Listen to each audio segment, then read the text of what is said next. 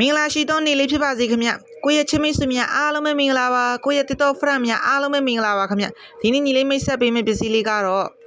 အနာလုံးဝရှင်းမယ်ပဲစိမ်းလက်စွပ်လေးနဲ့မိတ်ဆက်ပေးမှာပါဒါလေးကတော့ပဲစိမ်းလက်စွပ်လေးပါခင်ဗျတော်တော်လေးလှတယ်ခင်ဗျဒါလေးကိုတော့မြန်မာကျပ်ငွေ1,500ကျပ်လေးနဲ့ရောင်းချပေးမယ်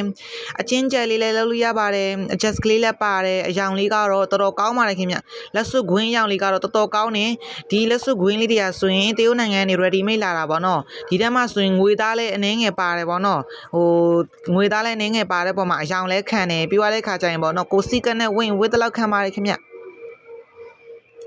တော်တော်လေးလှရခင်ဗျတော်တော်လေးလှရနော်ဒါအမျိုးသမီးလည်းနဲ့ဆိုပို့တော့လှမယ်ခင်ဗျကွင်းလေးဆိုရင်လည်းပေါ့နော်အချင်းကျယ် adjust ကလေးလိုလိုလေးလုပ်လို့ရပါတယ်မြန်မာနိုင်ငံတဘာဝဖားကန်တွင်းထွက်ကြောက်စိမ့်ကိုအဆောင်တဘောနဲ့ဝတ်ချင်နေဆိုရင်လည်းပေါ့နော်ဒီကြောက်စိမ့်လေးနဲ့ဆိုရင်ကိုယ့်ရဲ့ပေါ့နော်မိတ်ဆွေလေးတို့ပေါ့နော်လက်ဆော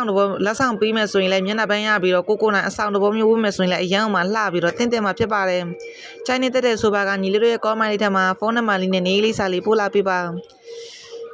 ရတဲ့ Viber ဖုန်းနံပါတ်လေးကတော့3996503298လေးပါ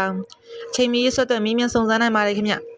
ကျေးဇူးများကြီးတင်ပါတယ်နောက်ထပ်ပစ္စည်းလေးတွေကိုလည်းအများတန်းတင်မိသွားမှာဖြစ်တဲ့အတွက်ညီလေးတို့တစ်တော့အကောက်လေးကိုပေါင်းလေးနှိပ် like လေးပေးသွားပါရင်အထူးပဲတော့မြေတားရက်ခံရပါတယ်ကျေးဇူးများကြီးတင်ပါတယ်ခင်ဗျ